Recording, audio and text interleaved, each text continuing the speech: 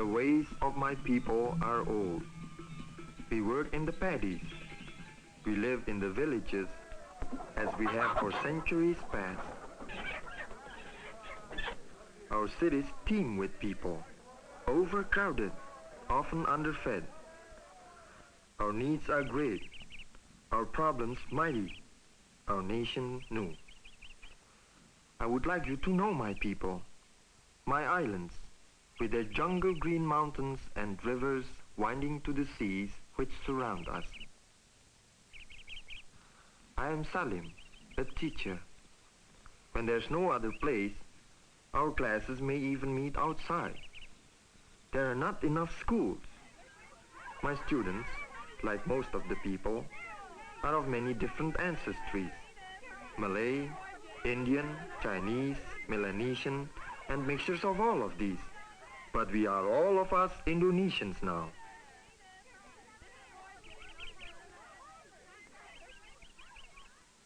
I worry much about the future of our new country. As I leave school in the evening, walking along the shady streets, I often ponder our history and our problems. For over 300 years, we were ruled by the Netherlands. Nearly 80,000 Dutch people lived with us in houses like these. We were called then the Dutch East Indies. They built our cities as they would build a Dutch city, with canals lining the main streets. Dutch banks and trading firms managed our money and business, ran our railroads and communications. They took the wealth of the land, the raw materials, the tin ore, the rubber, the tea, and the oil which they wanted. We were their hands. They were our heads. But now it is different. Since World War II, we have achieved our freedom. We are the Republic of Indonesia. Our own president lives in the palace of the Dutch Governor-Generals. We fly our own flag, the Merah Putih, the red and the white. We are grateful to these people of the Netherlands. They left us much, but it is better that one nation does not rule another. I live in a kampong, which is one of the many villages hidden away within the city. Though the kampongs are still crowded, many have moved to homes formerly occupied by the Dutch.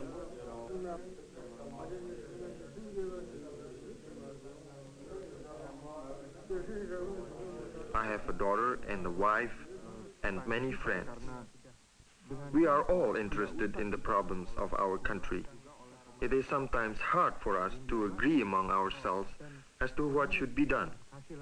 Only recently, we have decided upon a common language. Most newspapers and books are now printed in the official Indonesian language, but many different tongues are spoken in our islands, and not all yet know the official language. Only 1 out of 3 of us can read and write in any language.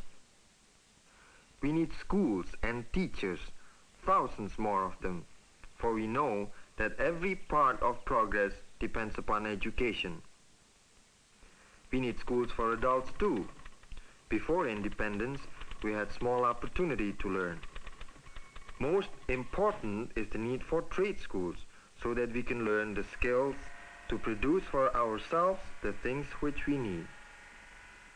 Now, nearly all manufactured goods are imported, and our economy does not produce enough to exchange for all the varied needs of our islands. Nearly 3,000 islands scattered across the equator between Southeast Asia and Australia. 80 million people, the 6th largest nation in the world. The larger islands are Sumatra, Java, Borneo, and Celebes. Although Java has only 7% of the total land area, nearly 3/4 of our people live here. Java is crowded. It consumes too much of the food, money, materials, and attention that should be more evenly distributed among all the islands. Our capital, Jakarta, is here.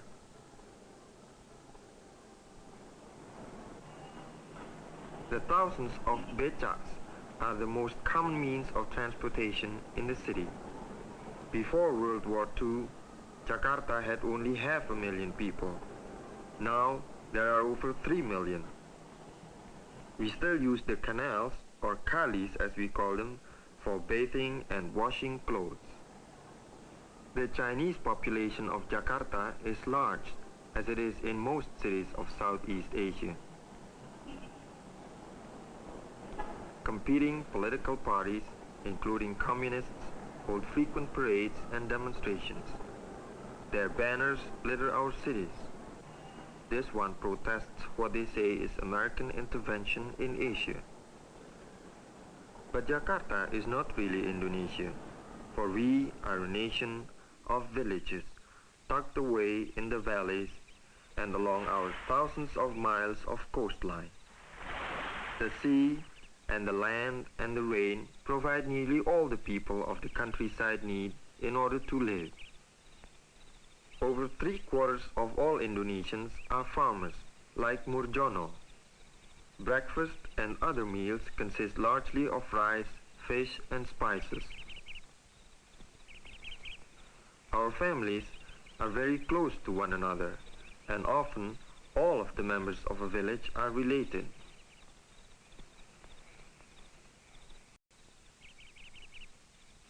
Murjono leaves for work in the fields, while Kartini spends her day at woman's work, shopping in the market for fruit, vegetables and cooking oil.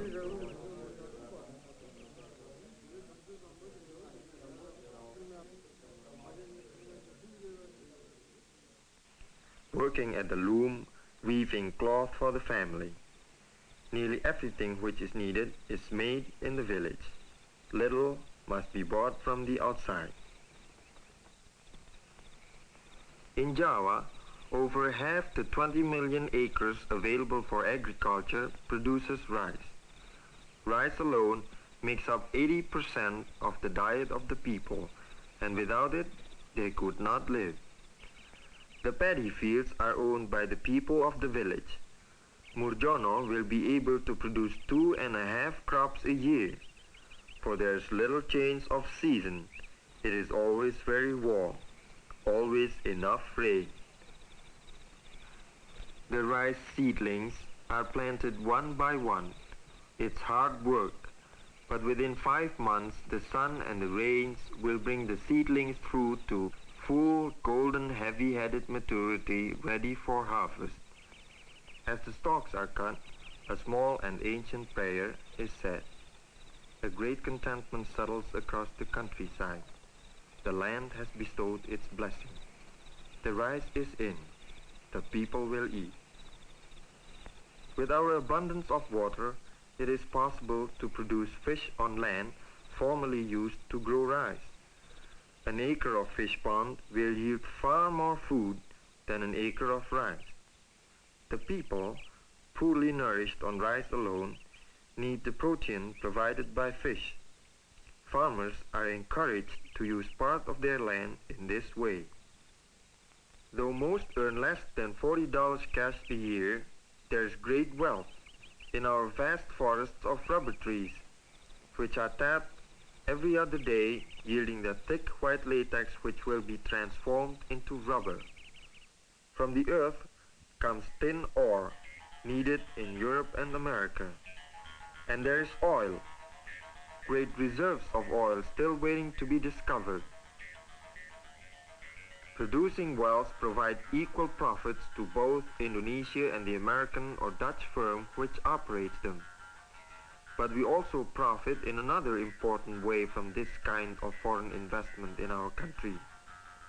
Thousands of jobs are provided in the oil fields, in the refineries, and on the tankers which transport the oil. And all of the time we are learning the skills of modern technology, the skills by which we will grow as a nation. Our Our coconut trees can provide the world with nearly 40% of the coconut oil used in the manufacture of soaps, margarines, and many other products.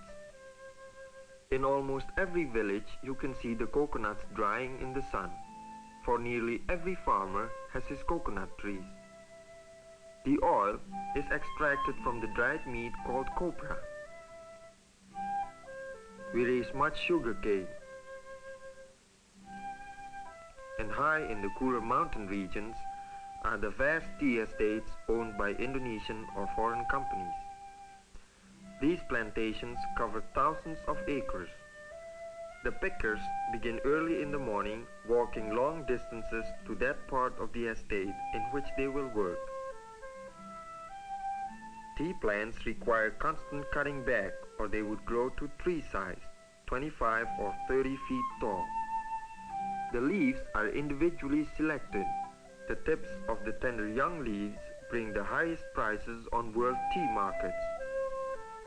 When the women have picked all that they can carry, the long trek back to the collecting sheds begins.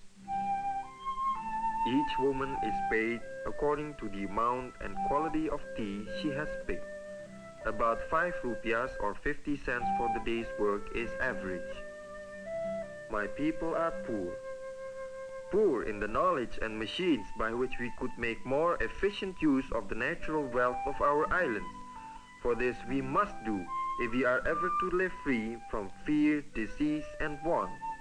It will take time to learn, for we are accustomed to doing things slowly, by hand.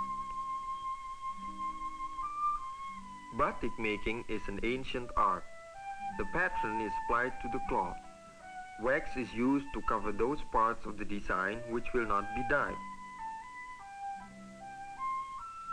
As much as 200 hours may be consumed in making a single piece of batik, but it is a thing of beauty, and for us this is important. The Muslim religion penetrates our culture, dominates our arts and laws. It is a religion based upon belief in one God. It requires frequent daily prayer and influences both our personal and political life. Though most Indonesians are Muslim, Hinduism from India was practiced long before the coming of Muslim teachings. It is still the dominant religion on the islands of Bali and Lombok. Many ancient and colorful customs are associated with Hinduism. In Bali, before a young man marries, the purification rite of tooth filing is performed amidst great ceremony and rejoicing in the village.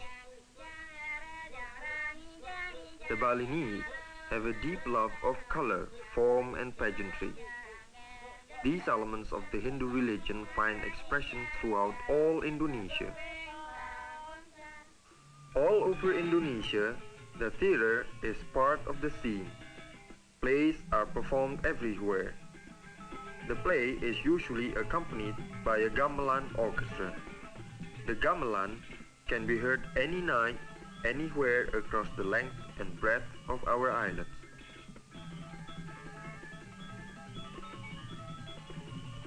Most of the plays dramatize in some form the forces of good and evil in conflict. Often the performances last the whole night through. Dancing is a part of every play, as indeed it is a part of our very existence.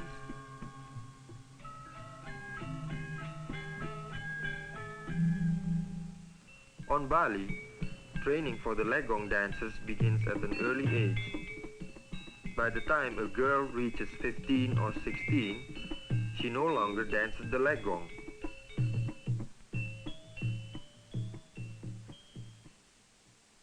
Before a performance, makeup is applied, and then the dance begins. Each gesture to be precisely performed, for each has meaning.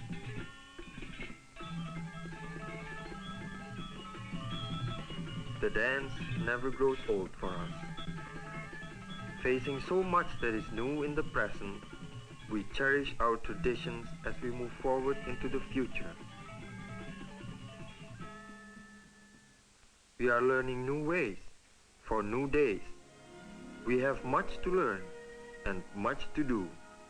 We are building roads where there were none before, airlines, modern apartments, houses, even swimming pools.